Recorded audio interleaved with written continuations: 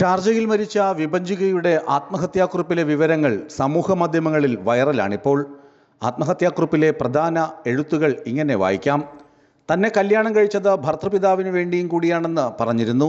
സ്ത്രീധനത്തിൻ്റെ പേരിൽ ക്രൂരമായി പീഡിപ്പിച്ചു. ഭർത്തൃപിതാവ് അപമര്യാദയായി പെരുമാറി. സ്ത്രീധനം കുറഞ്ഞുപോയതിൻ്റെ പേരിൽ ക്രൂരമായി പീഡിപ്പിച്ചെന്നും ആത്മഹത്യാക്കുറിപ്പിൽ പറയുന്നു. മരിക്കാൻ ഒരാഗ്രഹവുമില്ലെന്നും കുഞ്ഞിൻ്റെ മുഖം കണ്ട് കൊതി തീർന്നിട്ടില്ലെന്നും കുറിപ്പ് സൂചിപ്പിക്കുന്നു. തൻ്റെ മരണത്തിൽ ഒന്നാം പ്രതികൾ നാത്തൂനായ നീതുവും നിതീഷ് മോഹനുമാണ്.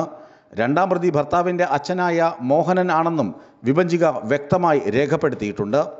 ഒരിക്കലും കൊലയാളികളെ വെറുതെ വിടരുതെന്നാണ് വിഭജിക കുറിപ്പിൽ പറയുന്നത്. ഭർത്തൃപിതാവിനെതിരെ ഗുരുതരമായ വെളിപ്പെടുത്തലുകളാണ് കത്തിലുള്ളത്. തന്നെ കല്യാണം ചെയ്തത് ഭർത്തൃപിതാവിന് കൂടി വേണ്ടിയാണെന്ന് ഭർത്താവ് ഇടയ്ക്കിടെ പറയുമെന്ന് വിഭജിക കുറിപ്പിൽ ചൂണ്ടിക്കാണിക്കുന്നു. ഭർത്തൃ സഹോദരി തന്നെ ജീവിക്കാൻ അനുവദിച്ചില്ലെന്നും കത്തിൽ പറയുന്നു. കാർ കിട്ടിയില്ല, പണം കിട്ടിയില്ല, സ്ത്രീധനം കുറഞ്ഞുപോയി, കാർ കൊടുത്തില്ല എന്നൊക്കെ പറഞ്ഞ് തന്നെ കൊല്ലാക്കൊല ചെയ്തുവെന്നും കത്തിൽ പറയുന്നു.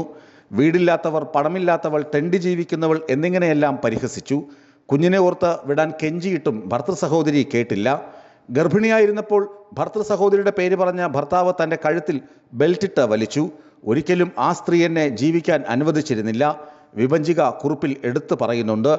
നിതീഷിന് ഒരുപാട് സ്ത്രീകളുമായി ബന്ധമുണ്ടെന്നും കത്തിൽ പരാമർശമുണ്ട്. ഇക്കഴിഞ്ഞ ചൊവ്വാഴ്ച രാത്രി 11 മണിയോടെയാണ് വിഭജികയെയും മകൾ വൈഭവിയെയും ഷാർജയിലെ ഫ്ളാറ്റിൽ ഒരു കയറിൽ 2 വശങ്ങളിലായി മരിച്ച നിലയിൽ കണ്ടെത്തിയത്. ന്യൂസ് ഡെസ്ക്, വിസ്മയ ന്യൂസ്.